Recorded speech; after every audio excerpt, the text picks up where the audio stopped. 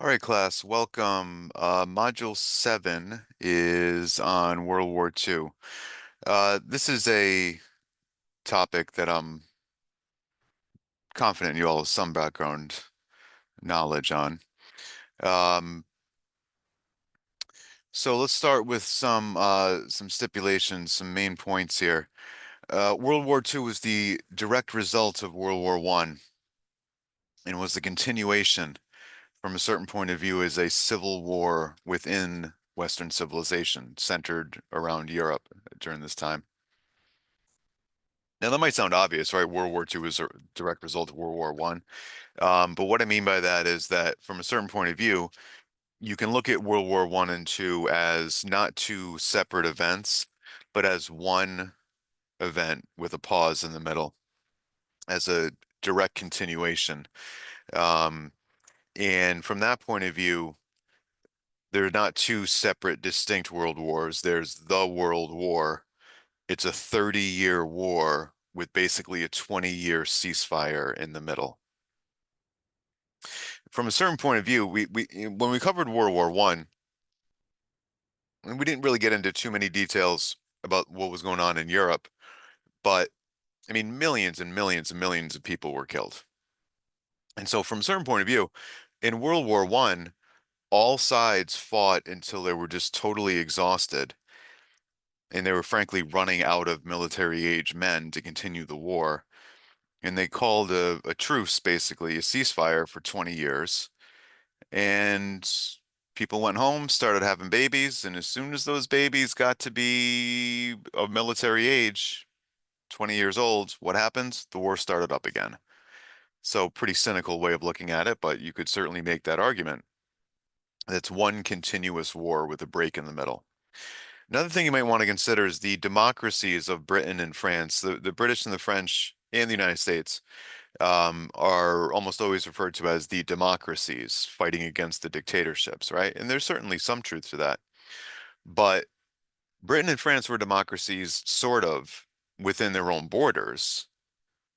But this is also a period when they had these huge empires throughout Asia and Africa, and those were not very democratic places, to say the least.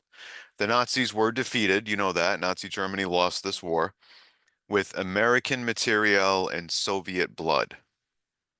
Now, obviously, a lot of Americans died. We'll get to that.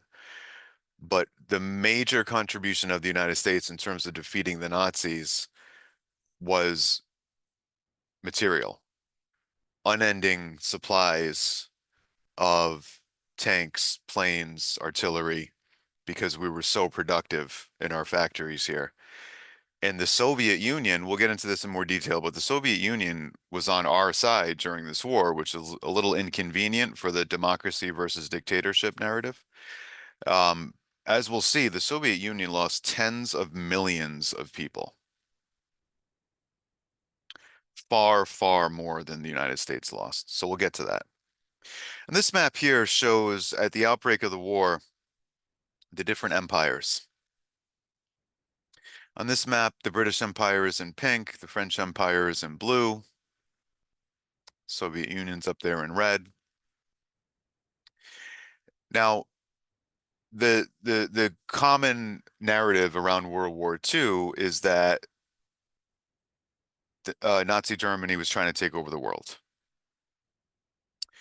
And as a kind of alternative point of view, you might consider if I showed you this map and you had no prior knowledge at all about World War II, and I showed you this map and I said, look, all these countries and empires are color coded here, and a world war breaks out because one of the countries on this map is trying to take over the world.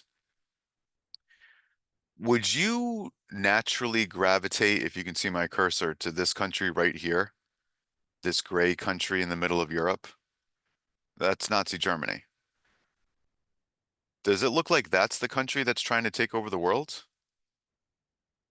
They certainly weren't trying to take over Africa, for example, because the British and the French and other European countries had already taken over all of Africa.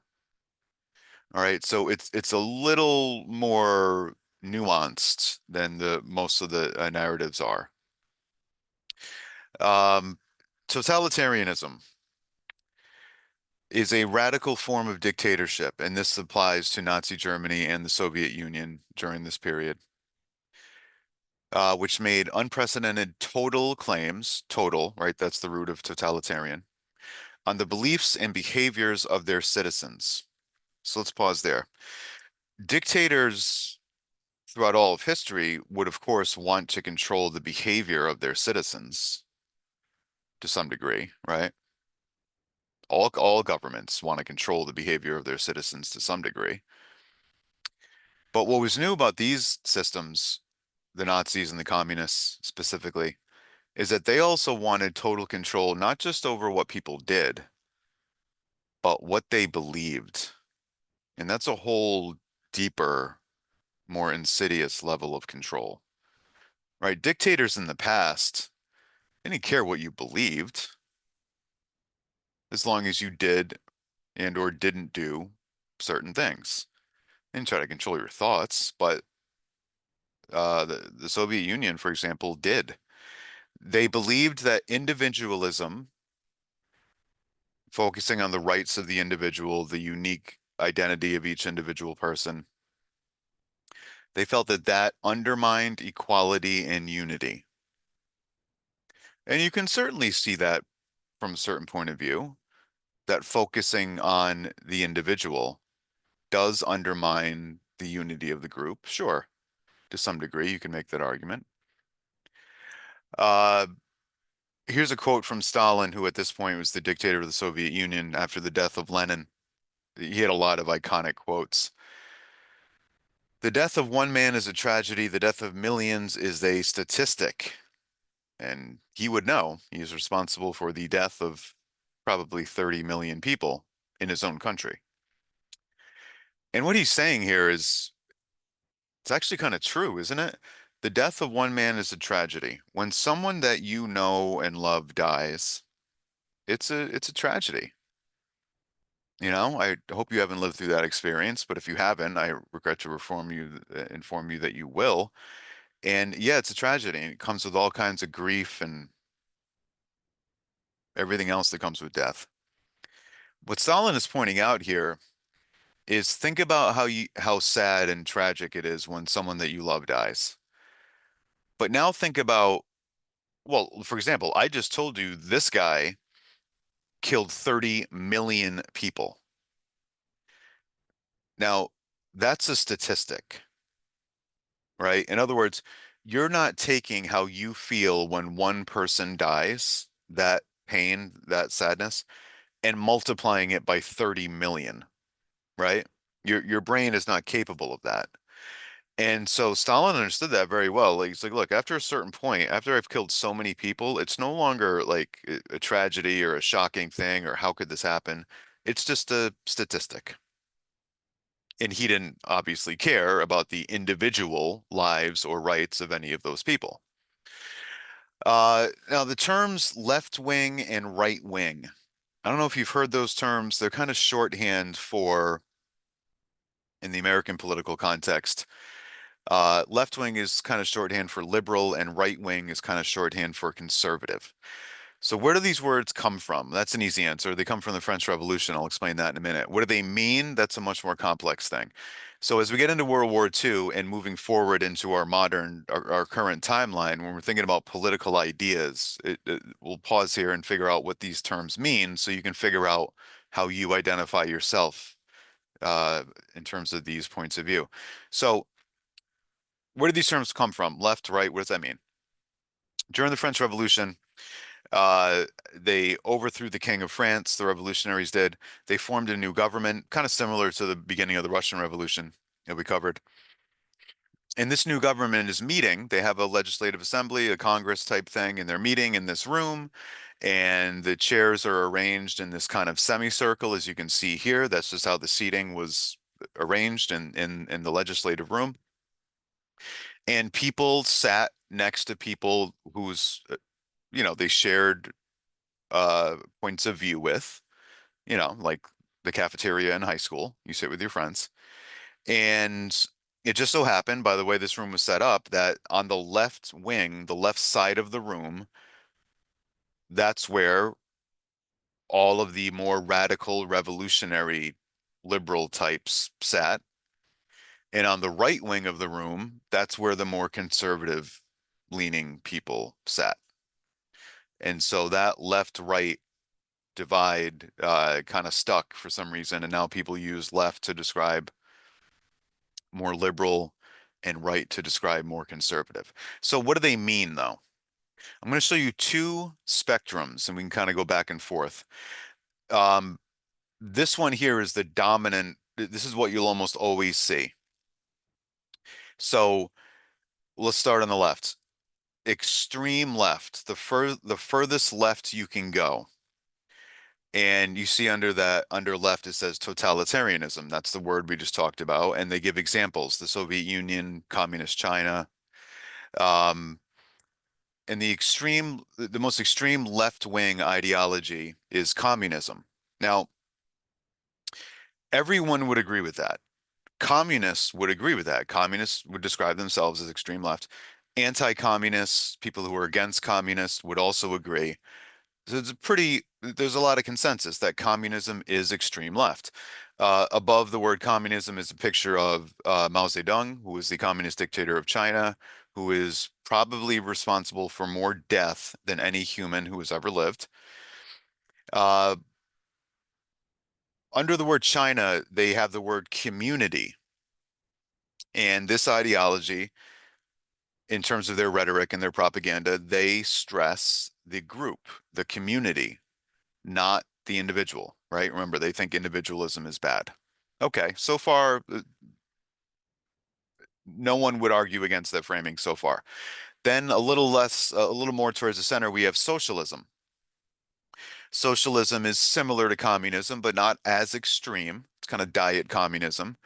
Um, and under that word, under the line there, they have the word Medicare. That's an American program. That's a program we have in this country. It's kind of a socialized health insurance program. Um, Socialism requires higher taxes to pay for these programs, right? Okay. So people who are describe themselves as socialists, they want more government programs for education, healthcare, housing, whatever it may be. It's all good. And in the real world, that means higher taxes. All right. So far, so good. A little more towards the center, they have the word liberal. So liberals are left of center. Socialism is left of liberal. Communism is left of socialism. All right. So it's a scale. Under the word center, you have the word Democrats, meaning the modern American Democrat Party. Now, this is the first thing that you might find debatable. Okay.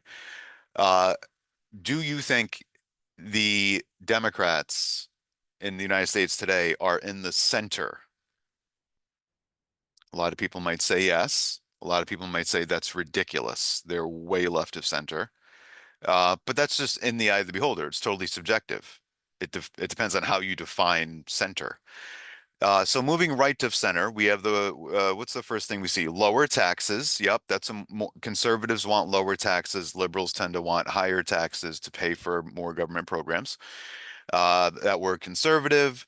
Then we have under the word conservative Republicans. Republicans, generally speaking, are in most cases, I guess, more conservative than Democrats in the American context. Fine. We see the word capitalism above the line there. Yes, capitalism as an economic system is more conservative than socialism, sure. Now, here's where I want you to start thinking critically. This is almost always how this is framed. If you hear the Nazis talked about, Hitler talked about on this political spectrum, they are 99% of the time described as far right. Nazis are essentially always described as far right, the most extreme conservative ideology.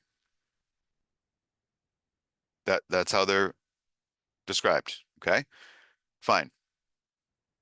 What do they say? Authoritarianism. Um, they give Nazi Germany as an example of extreme right-wing ideology. And under the Nazi Germany, it says individual. Now, I want you to think critically here. On the opposite extreme, we have communism, and they stress the community, the group, the collective, right? And they do. No one would deny that. Here's the thing. Extreme right, Nazis. Okay, maybe. What does extreme right ideology value? Well, extreme left values the community or the group. The extreme right, according to this, values the individual. Okay. Let me ask you a question. When you think of Nazi Germany, based on what you know, what you've been taught, what you've learned, when you think of Nazi Germany, when you think of Adolf Hitler, do you think of him as someone who is obsessed with the rights of the individual? When you think of the Nazis, do you think of a movement that was obsessed with the rights of the individual? Because if you do, seek help.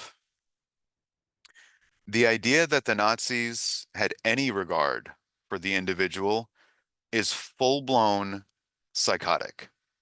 It's absurd. It's a grotesque lie. And you know that. So why then are Hitler and the Nazis almost always characterized as extremely conservative, as far right?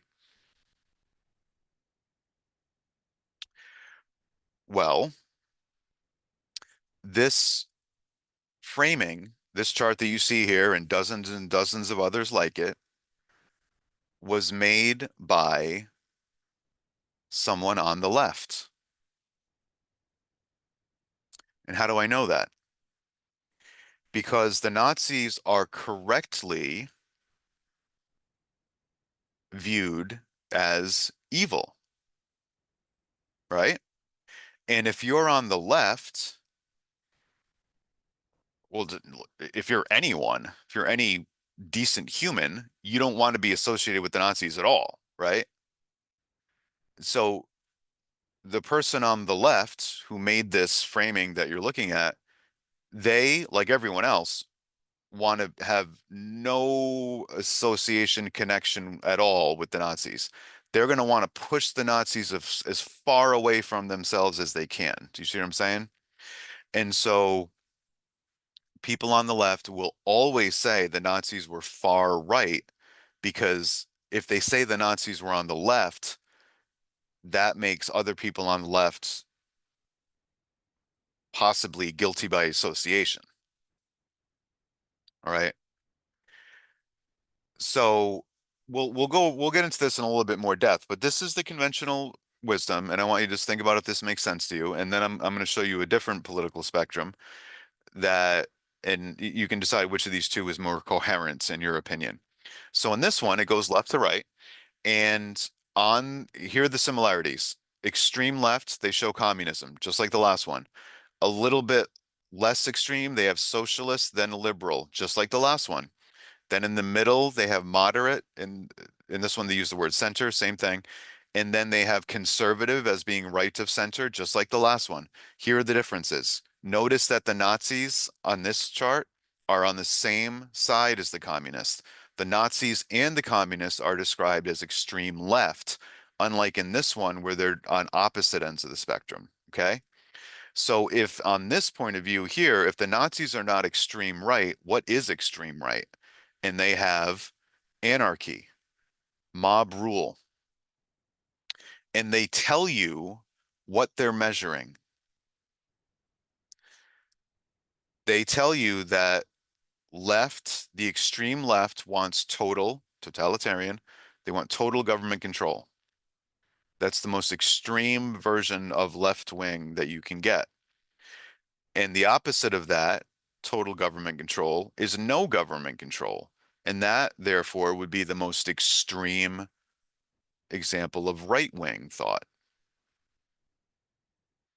Does that, so you think about which of these two makes more sense. This says the Nazis and the communists were total opposites, even though they were both genocidal, ideologically driven utopian death cult dictatorships. But they're opposites according to this view, which is very common. It's fine. In this view, they say, well, any totalitarian, mass murdering, genocidal government that's trying to control every action and thought of its people is extreme left. And the opposite of total government control of everything is no government at all, which might sound fun for about 5 minutes, but then you realize it's anarchy, it's mob rule.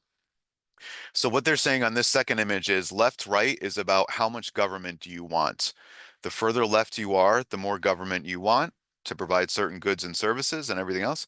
And the further right you are, the less government you want. I want to point out two more things before we move on. If you are on the left, which I'm sure many of you are, that does not mean that you're like, you know, counting down the hours until you can, open up a death camp.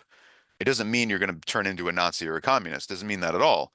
It just means the most extreme variation of people who want more government is total government, and that has led to some of the worst crimes in human history. Um, the other thing I want to point out is people who don't want people who want more government, that doesn't mean they have bad intentions and they want a genocidal dictatorship. Doesn't mean that at all. People who want less government, that doesn't mean they don't want people to have goods and services. It means they don't think the government is always the best way to provide it. Okay? For example, if I'm a conservative, I want everyone in our country to have access to fresh, affordable bread. But I don't think the government should be in charge of providing the fresh, affordable bread. I think farmers and grocery stores are doing a pretty good job because every time I go to the store, I can buy a loaf of bread for less than $2, and the government is not producing, shipping, or baking that bread. It's private businesses. You see what I'm saying? So it's just an ideological thing. How much government do you want? What should the government be in charge of? And hopefully, wherever we are in this spectrum, hopefully we can agree that it's probably a good idea to stay away from the extremes.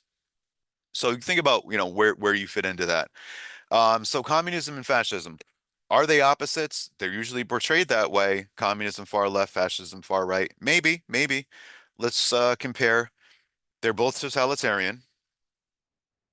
Um, so on this kind of Venn diagram here in the middle, what do they have in common? Single party dictatorship, denial of individual rights. The state slash nation was supreme, supreme over religion, supreme over individuals, supreme over everything in their own minds. And they were not democratic, to say the least. The major difference is that communism was an international movement that didn't really care that much about nation states or race. Fascism, the Nazis, the best example, you probably know this, they were obsessed with race, obsessed with race. The communists didn't really care about race. They cared about class, they cared about other things, other ways of grouping people together. That's a big difference. But does that, in your opinion, mean that they're total opposites? Or is that a narcissism of the small difference? This is a phrase you might be familiar with that comes up sometimes. The narcissism of the small difference is a phrase that has to do with the tendency of people to really focus on what makes us different from each other rather than the much uh, larger reality of how much we have in common. Okay. And the Nazis and the communists ended up in World War II fighting the most brutal, barbaric war in human history against each other, which is saying something. And from a certain point of view, they had almost everything in common, but over the relatively small difference in their ideology, they hated each other and killed each other by the tens of millions. So you can think about in your personal life, where does that show up? Have you ever seen anyone with this attitude? People have so much in common, but they focus on one little disagreement and kind of make it the end of the world. It's a tendency that we sometimes can see. Now, in the Soviet Union, before the war started, Stalin, the communist regime, ordered the collectivization of agriculture in the Soviet Union. So the communists take over all of agriculture, all the farms, everything else. And this is a quote from the text: forced collectivization led to disaster. Yes, it did. It led to millions and millions of people starving to death. I read you a couple quotes last time, I believe, from a book about that event. Large numbers of peasants opposed to the change slaughtered their animals and burned their crops rather than turn them over to the state. Large numbers of peasants opposed to the change. Opposed to what change? Opposed to the communists showing up saying, we're taking all of your animals and all of your land. You own nothing. Well, a lot of the peasants didn't like that, as you might imagine, and they protested by killing their animals and crops rather than giving them to the communists. Now, is that rational? I don't know. It's destructive to be sure. The result was a terrible man-made famine which claimed 3.5 million lives. That number is way too low, and the author should know better. But as Stalin said, millions of death is a statistic, right? I want you to look at this quote again. The communist policy led to disaster. Yes. Peasants opposed and destroyed their own property rather than give it up. Yes. The result was a terrible man-made famine. The result of what? Because if you read this quote, from a certain point of view, they're blaming the victim. From a certain point of view, you could read it like they're saying the result was a terrible man-made famine, millions of people died. The result of what? The result of peasants opposing the communist policy by slaughtering their own animals. Is that what they're saying? Are they saying the communist policy resulted in a terrible man-made famine which killed millions of people? Or are they saying that the fact that some innocent people resisted led to a terrible famine? You see how you can read that either way? It's very subtle, but you should always be on lookout for things like that. This is from an American movie at the time. American newspaper. 6 million perish in the Soviet famine. So this was known for people that wanted to realize the reality. Another great quote by Stalin: death is the solution to all problems. No man, no problem. That's clever, right? It's true. You could think about a problem. Uh, Poverty is a problem. You can end poverty. You know what the solution to that problem is, according to Stalin? Kill all the poor people. No man, no problem. Another quote from the text: communists saw themselves heroically building the world's first socialist society while capitalism crumbled in a worldwide depression. Yeah, this is during the Great Depression in the lead up to World War II. And capitalist countries, we talked briefly about the United States, what was going on here, it was a disaster. And a lot of people, and this makes sense, I think, a lot of people looked at the Great Depression as like, man, capitalism's, oof, this is a mess. Um, in the Soviet Union, they're trying out this new system called communism. Maybe that's a better alternative. Okay. Soviet workers received old age pensions, free medical services, free education in daycare centers for children. Unemployment was almost unknown. That sounds great. I want a good pension. I want free medical service. I want free education for my kids. My youngest is still in daycare. I'm paying 1,400 a month for that. That'd be awesome if it were free. And I would love to live in a country where unemployment is almost unknown. This is a quote from your textbook, and it might as well have been written by Stalin. Doesn't this sound great? Soviet Union. Free healthcare and education. Really? Really, textbook? You are smart enough to understand that nothing is free. And for them to tell you that things as incredibly expensive and complex as education and healthcare, especially, were somehow free is a gross insult to your intelligence. Unemployment was almost unknown. Yeah, everybody had a job. You know where millions and millions of people were employed? In slave labor camps. Unemployment was almost unknown. Mussolini was the first fascist. Hitler's much better known, but Mussolini in Italy developed the idea, came to power before Hitler. A couple quotes from Mussolini.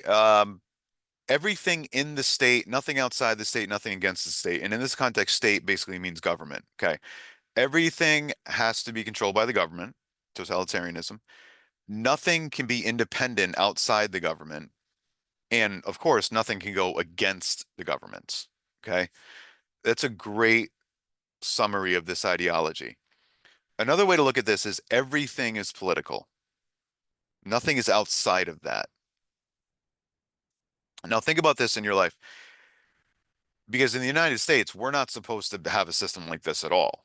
Of course, we have a state, we have a government that's really big and is involved in a lot of stuff, but we also have things outside of that. We're supposed to, right? And against that, no, we're allowed to disagree with the government, protest the government, vote against the government.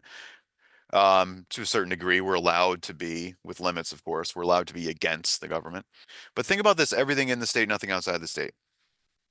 In this country, we have a tradition that seems to be weakening of certain things being separate from politics. All right, and I want you to think about this. There used to be more of a tradition in this country of certain places, activities, events where politics never comes up.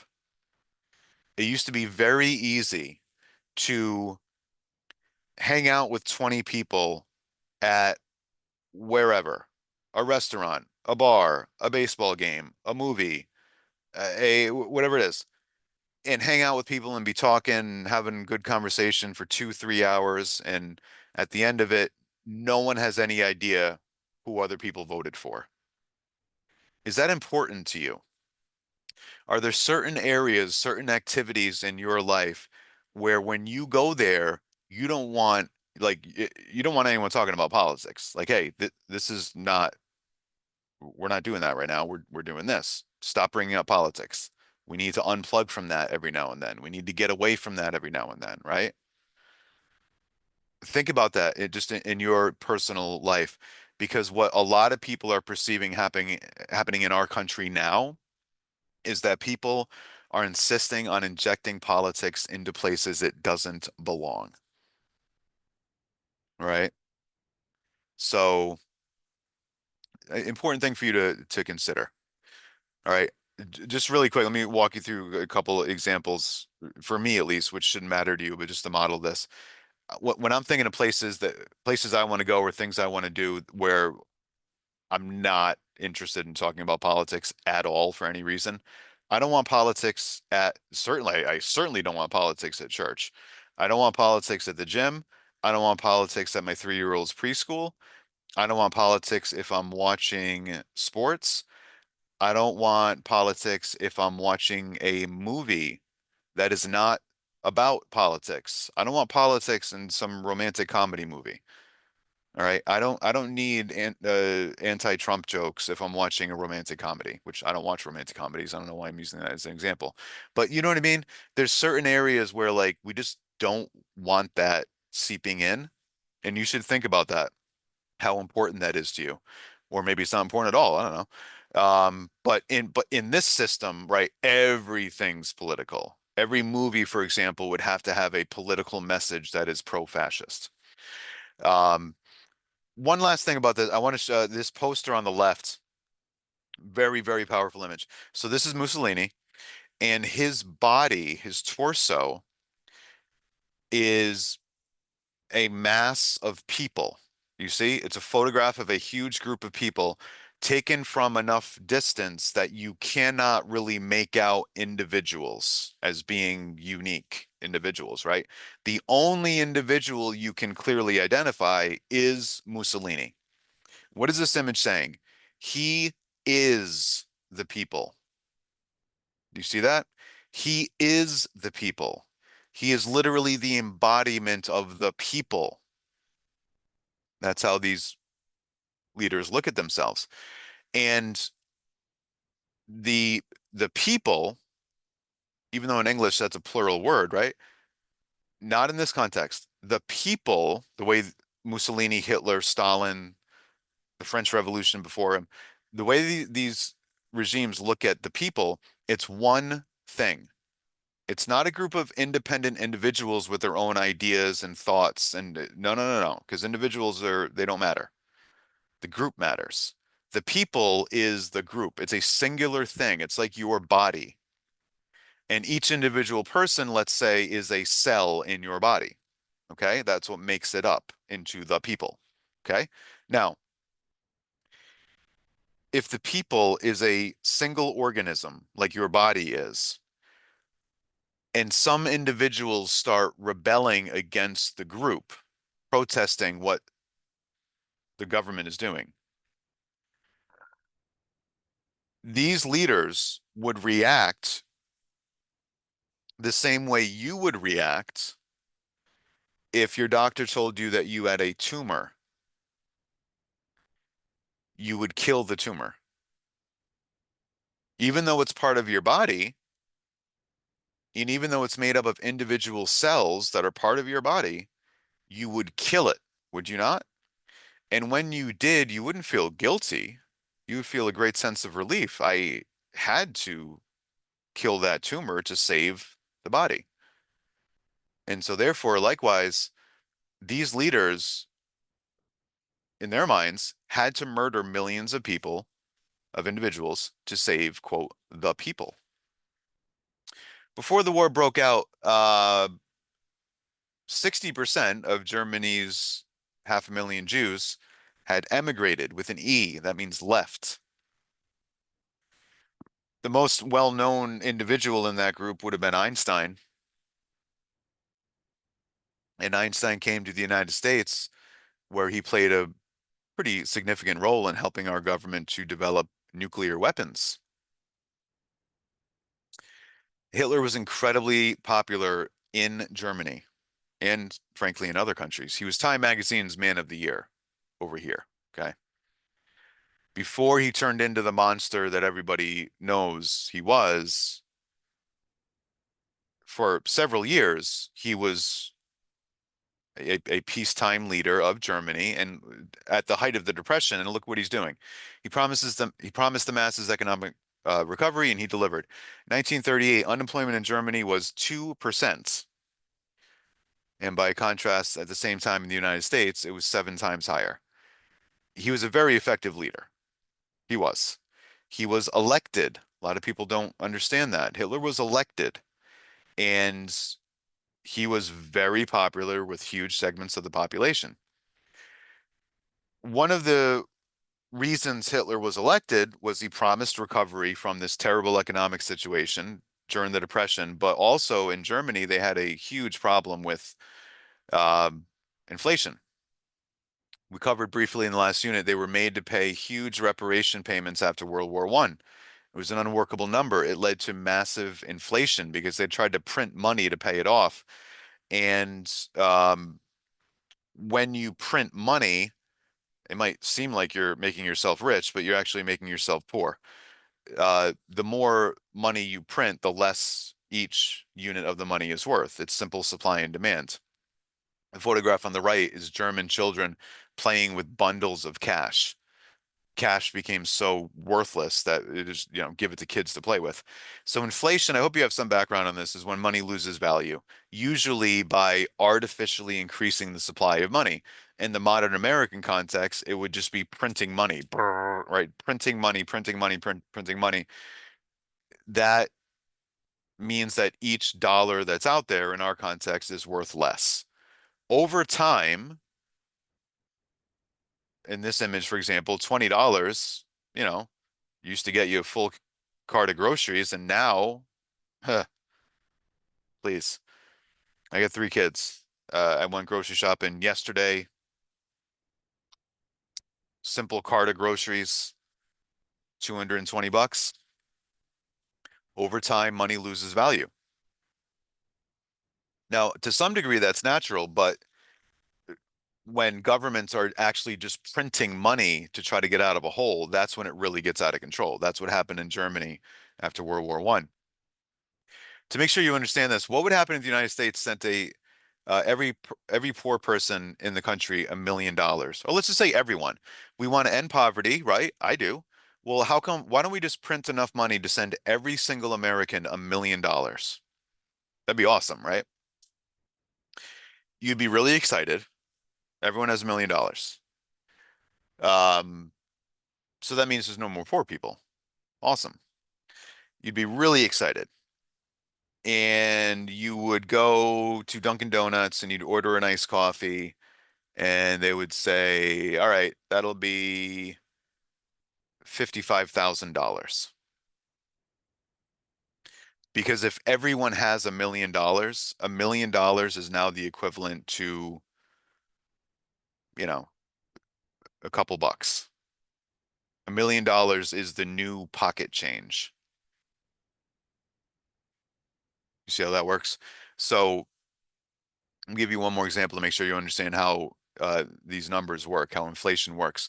If I ask you the movies in American history that have made the most amount of money ever, and you understand how money and inflation works, you would have to ask me a follow-up question. Well, are we talking adjusted for inflation or not? Here's the highest grossing movies ever adjusted for inflation. First place, Gone with the Wind, almost $4 billion. Okay. Now, that came out in 1939. When it came out, it did not make $3.8 billion. It did not. What they're saying is if it came out in 2017, it would have made $3.8 billion. But at the time, it made, I don't know, a couple hundred million. Well, what's that about? The price of a movie ticket now is minimum $10, right? What do you think the price of a movie ticket was in 1939 when Gone with the Wind came out? 25 cents? Maybe? Let's say 25 cents. Back then, movie ticket 25 cents. Today, $10. So that means Gone with the Wind would have had to sell 40 tickets to make $10. Now you sell one ticket, you make $10. As money loses value, you have to spend more dollars to get the same thing. And one effect of that is you have movies like um well, let me jump to the next list. You have movies, this is a few years out of date, but you get the gist of it, right? This is just pure numbers, not adjusting for inflation at all. And all of these movies, except Titanic, were made in the same cluster of about 5 years. This chart here is from 2015. Okay. At the end of 2015, if you ask someone what movies have made the most amount of money and they don't know anything about inflation, one, two, three, four. Four of the most popular movies ever happened to come out in 2015. Is that true? Is Fast and Furious 7 actually the sixth most popular movie in American history? No, it's ridiculous. This is just because it's not adjusted for inflation. So this is going to give you an unrealistic sense of what's popular. You have to know about how to adjust for inflation. All right. So the movies that are on both of these lists, whether we're adjusting for inflation or not, is Avatar and Titanic. They're on both lists, whether we're adjusting for inflation or not. That means Avatar and Titanic were probably the most popular movies ever made from a certain point of view. Both by James Cameron, by the way. He's doing well for himself. So when we're talking about money, when we're talking about a price tag, it's not just the number. We have to know when we're talking about because the further ago it is, the more inflation could be a factor, and we need to know how to translate that, right? If you ever hear someone say, "Oh, 50 years ago, you could buy a house for $30,000," like, yeah, that sounds great. Well, yeah, minimum wage is probably 75 cents an hour. All right, you need to know how to how the numbers relate to each other. Money in Germany was so worthless because of the inflation that paper currency marks were used as wallpaper, firewood, toilet paper, right? That was more practical than using them for actual cash. Hyperinflation, November 1918, when the war ended, loaf of bread, 1 mark. 4 years later, 163 marks. Right there, we're already priced out, unless you're like a billionaire. Imagine something that costs $1 right now. And then imagine 4 years from now, that same thing costs $163. You're already priced out in all likelihood. And then it gets even worse and more insanely out of control from there. So money lost all value. And here's a quote to go back to something we talked about earlier. It's a quote, we are all socialists, or we are socialists. We are enemies of today's capitalistic economic system with the exploitation of the economically weak, with its unfair salaries, unseemly valuation of a human being according to wealth and property. We are socialists. We are enemies of capitalism. Who said it? This guy, Adolf Hitler. Maybe you could plug that into the debate about was he on the left or the right? The Nazi Party. You've all heard the word Nazi a million times. NAZI. That's an anglicized abbreviation of the full name of that party. It's an abbreviation. The full name of the Nazi Party was the National Socialist German Workers' Party.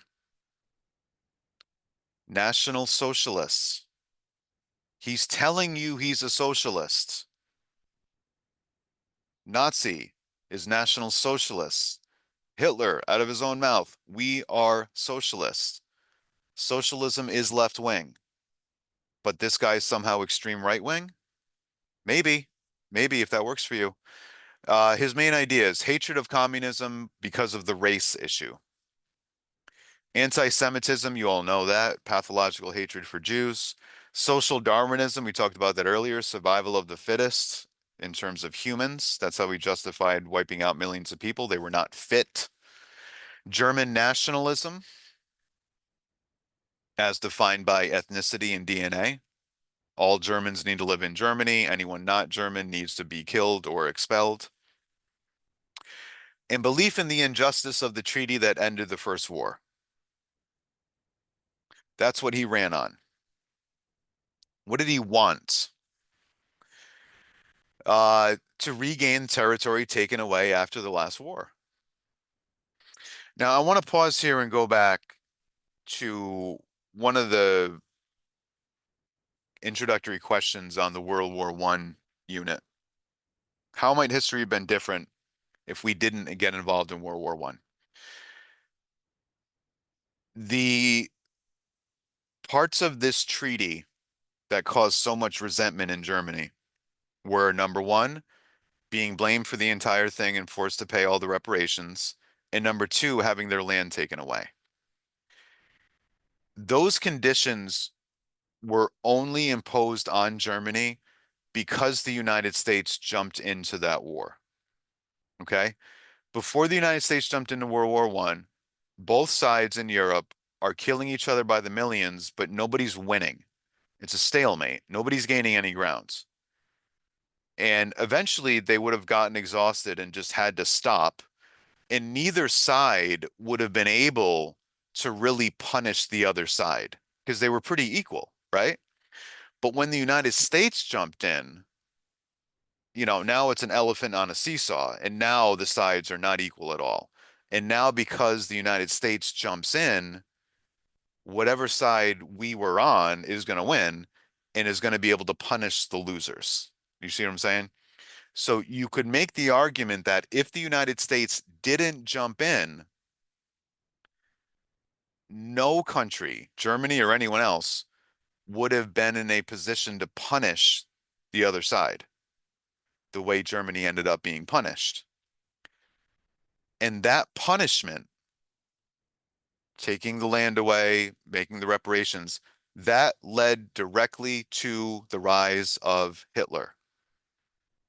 This is all hindsight, of course, but you could make the argument that if the United States did not get involved in World War I and radically affect the ending of that war, we could be living in a reality where no one ever heard the name Adolf Hitler. Sounds good to me. We'll never know, of course. So what do you want? Regain the territory taken away after the World War I, which was full of Germans and had always been part of Germany. And then acquire additional territory, living space is what he called it. Lebensraum is the German word for the German people in the East. What's to the East? Poland and, more to the point, the Soviet Union. Germany then and now is a very densely populated country. It's a very crowded country and it's not all that big.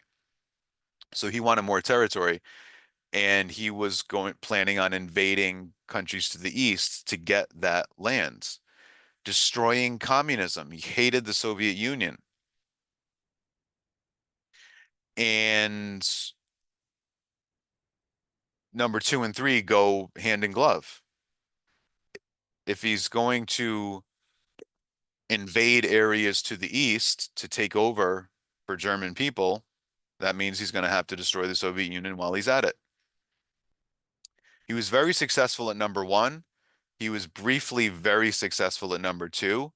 He came in about an inch of achieving number three. And the fourth one might surprise you. He wanted to avoid war with England and France, and he failed at that, as you probably know. He didn't want to go to war with England and France. Why not? Uh, Race. He was obsessed with race. And on racial grounds, he thought that the English and the French were okay. Not as good as Germans, of course, in his mind, but not inferior the way essentially everyone else on Earth was, according to Hitler's demonic worldview. All right, so this is a long unit, as you can probably predict, so I'm going to cut it off there and I will circle back soon with the second half of this, and I will see you then.